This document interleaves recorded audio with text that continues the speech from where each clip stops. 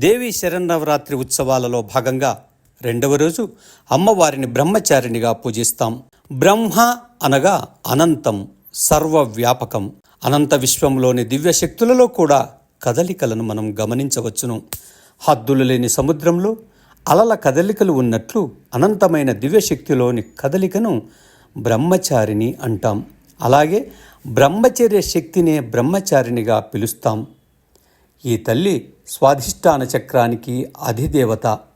ఈ చక్రం నాభికి జననేంద్రియాలకు మధ్య ఉంటుంది. ఈరోజు పఠించవలసిన మంత్రం దధానా కరపద్మాభ్యాం అక్షమాలా కమండలు దేవీ ప్రసీదతు మయి బ్రహ్మచారిణ్యనుత్తమా. చేతిలో అక్షమాల కమండలం ధరించి పరమేశ్వరుని కోసం తపస్సు చేయడానికి వెళ్తున్న అమ్మవారే బ్రహ్మచారిణి. ఈమె కన్యాకుమారి అని కూడా పిలుస్తారు. ఈమెని పూజిస్తే పట్టుదల, ఏకాగ్రత, విజయం లభిస్తాయి. ఈమెకు పులిహోర ప్రసాదం సమర్పిస్తారు. సర్వే జనా సుఖినో భవంతు.